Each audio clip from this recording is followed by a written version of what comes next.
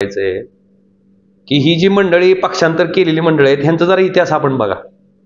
ज्या पवार साहेबांनी ह्यांना क्षमता नसताना पात्रता नसताना सुद्धा कायम कॅबिनेट मंत्रीपद दिलं आणि ज्या माणसानं पक्षांतर केलं त्या माणसाला तर वर्गात सुद्धा कोणी मॉनिटर केलं नसेल, त्या माणसाला डायरेक्ट महाराष्ट्र राज्याचं राज्यमंत्रीपद दिलं होतं। ती माणसं केवळ सत्तेसाठी केवळ मंत्री व्हायचंय म्हणून पक्षांतर करतात।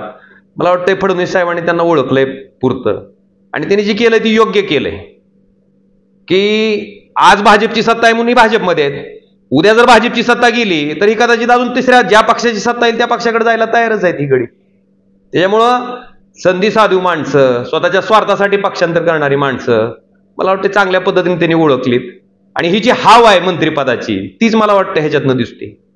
तुम्हाला ही पदं जी घ्यायची ती पदं घेत असताना ही लोकांसाठीची पदं आहेत, स्वतः मिरवण्यासाठी नाही। मला वाटतंय मिरवण्यापेक्षा लोकांच्या कामाला आपण किती पडतोय हे महत्वाचं आहे। आणि मंत्रिपदाचा दुसऱ्यानं आपलं मला वाटतंय आपण आपला मोठेपणा सांगण्यापेक्षा सामान्य माणसानं आपला मोठेपणा त्या ठिकाणी सांगावा। सामान्य माणसानं सांगावं ही माणूस माझ्या कामाचा आहे, त्याला महत्व आहे।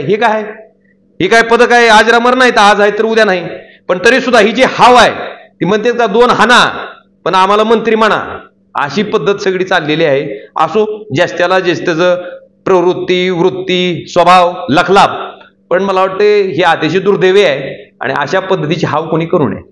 जे लाईव्ह न्यूज चॅनल आहेत त्याच्यामध्ये सुद्धा त्या बातम्या आल्या होत्या आणि त्याच्यात कुठेही राज्यमंत्री पदाच्या दर्जाच्या बाबतीत कुठेही त्या ठिकाणी उल्लेख नाही। असं असताना तशा पद्धतीची पाठी लावणं, तशा थाटात मिरवणं मला वाटतं कुठल्या नियमात बसतंय आणि कुठल्या कायद्यात बसतंय, खरं त्याचाच अभ्यास त्यांचीच फार अभ्यासू वृत्ती आहे, चौकस वृत्ती आहे, तिनेच करावा। प्रशासनावर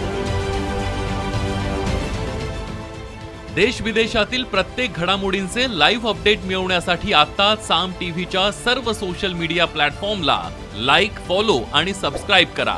तसंच सर्व नोटिफिकेशनसाठी बेल आयकॉन प्रेस करायला विसरू नका।